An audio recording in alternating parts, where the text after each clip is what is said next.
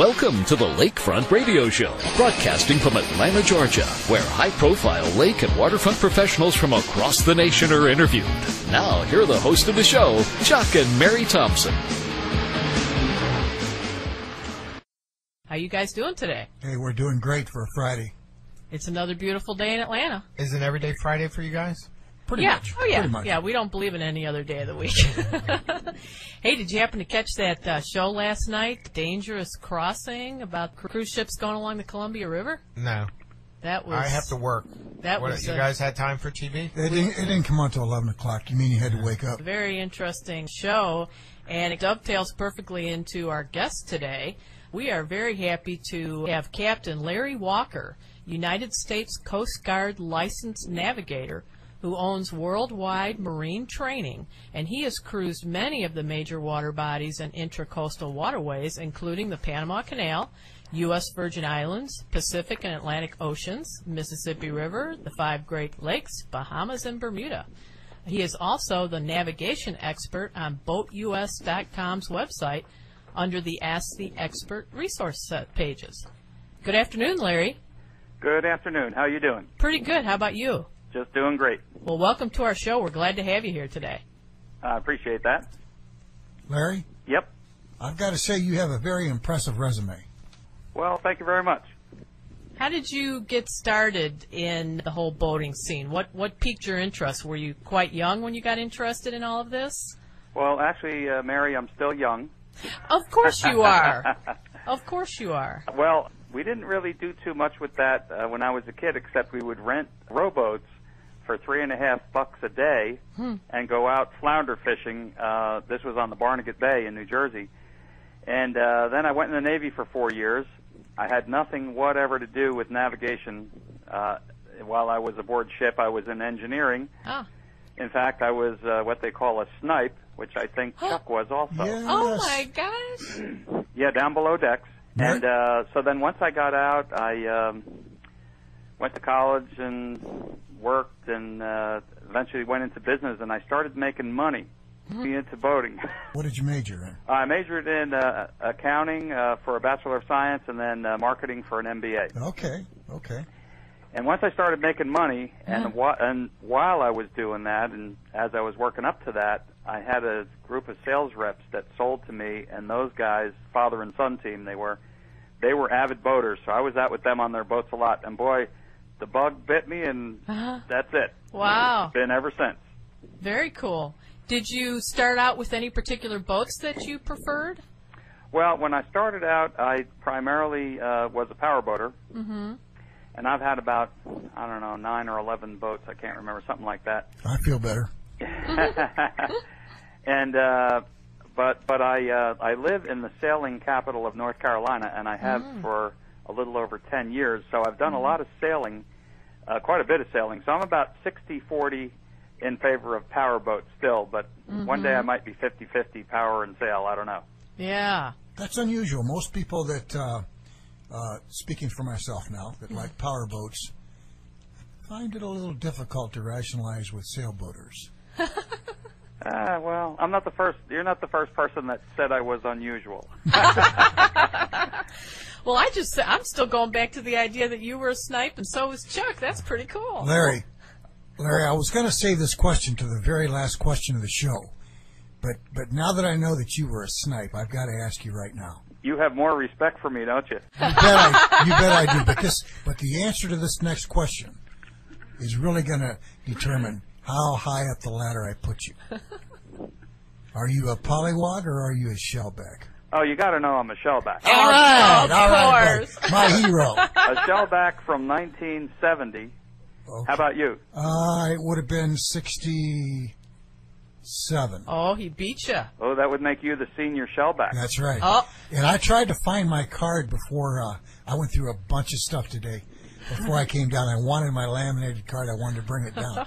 But I must have stuck it in a good, safe place. I couldn't find it. Now, just in case for those who don't know, why don't you tell us what a Shellback is, Captain Larry? Well, I'm looking at my Shellback certificate on the wall here in my office.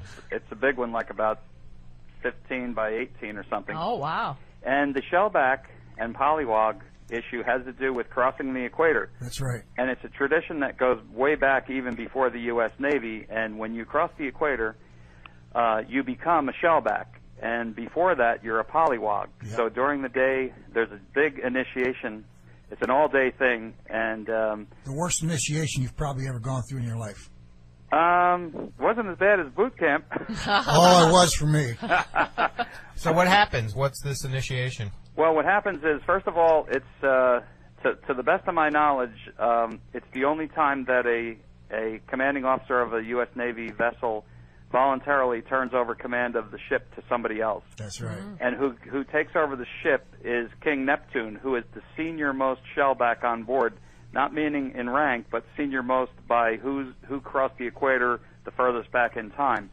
And he takes command of the ship. They put it in the ship's log.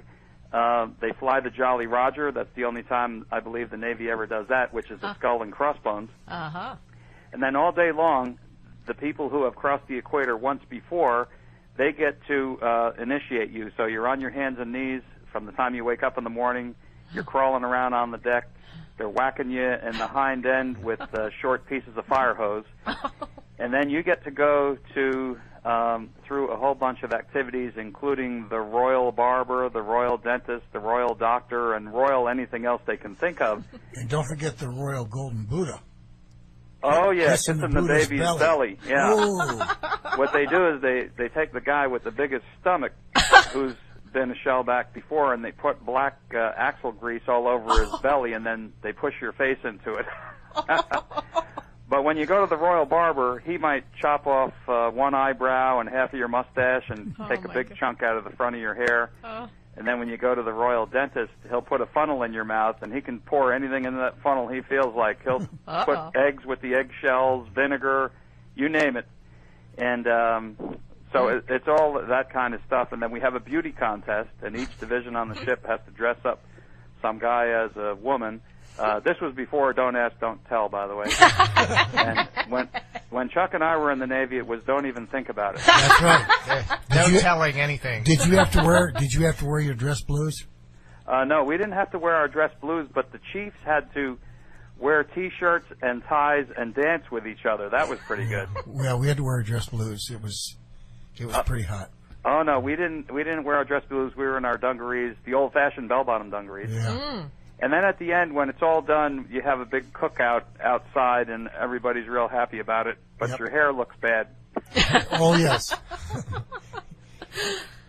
Oh my gosh! Hey, you mentioned something about bell-bottom dungarees, and there is kind of a little procedure that you were discussing about how the sailors use those as a life preserver. Tell us about that. Yeah, that's right. In basic training, which in the Navy we call it boot camp, one of the things that they used to do when they had bell-bottom dungarees, back when Chuck and I were in there, hey, Chuck, that's when men were made of steel and ships were made of wood. Remember that? That's right, and women liked it that way. And women loved it. Yeah, the women loved us all back then.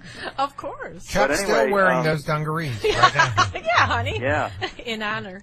Well, what we would do is that the reason why sailors had bell-bottom dungarees is because if you were shipwrecked, you would tie a knot in the lowest part of the dungarees, you know, where your ankles would basically normally be.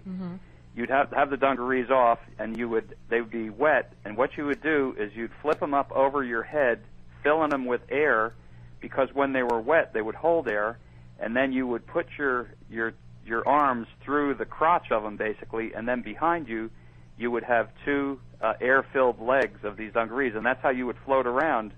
And then as the sun would dry that out, sooner or later the water would leak out of it, the air would leak out, and then you'd have to just do that again. But that's what they did in the early days. And frankly, we teach all this kind of stuff now with more modern equipment, but I can't ever remember wearing a life jacket or having a life jacket when I was in the Navy. So it's possible, that at some point before life jackets, that's all you had. Yeah. I remember back, I was like maybe 16, and at the, we're from Chicago originally, and it was at the Glenview Naval Air Base, I believe it was, and I was taking a life-saving course. And they put us through the ringer on some things, and that was one of them. We had to float our pants, and I think we even did our long-sleeve shirts or something, although